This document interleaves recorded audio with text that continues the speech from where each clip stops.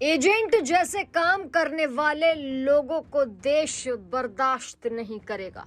प्रधानमंत्री नरेंद्र मोदी ने चीन पर बयान को लेकर विपक्ष को घेर लिया है।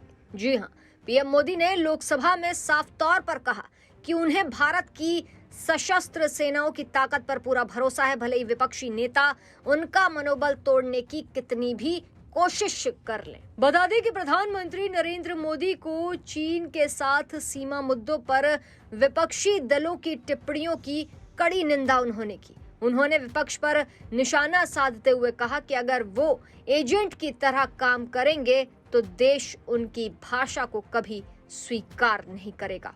पीएम मोदी का ये बयान विपक्षी नेताओं की ओर से लद्दाख में कथित चीनी घुसपैठ को लेकर केंद्र सरकार पर हमला करने और भारत की सीमाओं की रक्षा करने में सक्षम न होने का आरोप लगाने के बाद आया। दरअसल प्रधानमंत्री नरेंद्र मोदी ने लोकसभा में राष्ट्रपति के अभिभाषण पर धन्यवाद प्रस्ताव पर चर्चा का जवाब भी दिया।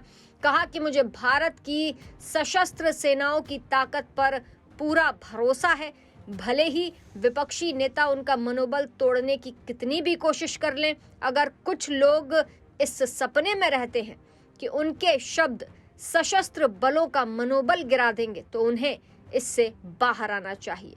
देश किसी के एजेंट के रूप में काम करने वालों की ओर से कहीं से भी उठाई गई ऐसी भाषा को बर्दाश्त नहीं करेगा। इतना ही नहीं, प्रधानमंत्री नरेंद्र मोदी ने यह भी बताया कि देश शांति और सुरक्षा का अनुभव कर रहा है। ये पिछले 10 साल में मजबूत हुआ है। आतंकवाद और नक्सलवाद अब एक छोटे से क्षेत्र तक ही सीमित रह गए हैं।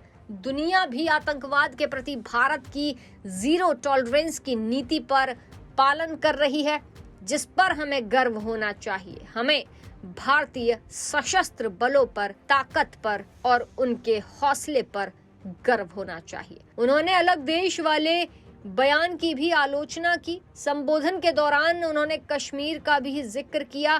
कहा कि इसी सदन में पहले जब कश्मीर का नाम आता था तो तीखी नोक झोंक होती थी, लेकिन अब इसी सदन में नेता केवल जम्मू कश्मीर में विकास गतिविधियों के बारे में बात करते हैं। अगर मैं नेहरू का नाम लेता हूं तो कांग्रेस नाराज हो जाती है, पर सच तो यह है कि उनके फैसलों के कारण कश्मीर के लोगों को काफी कठिनाइयों से भी गुजरना पड़ा। बता दें कि प्रधानमंत्री नरेंद्र मोदी ने साफ तौर पर विपक्ष पर निशाना साधा। कहा कि एजेंट जैसे काम करने वालों को देश बर्दाश्त नहीं करेगा। चीन पर बयान को लेकर पीएम ने विपक्ष को साफ तौर पर घेरा और कहा कि अब आतंकवाद की कोई जगह भारत में नहीं है।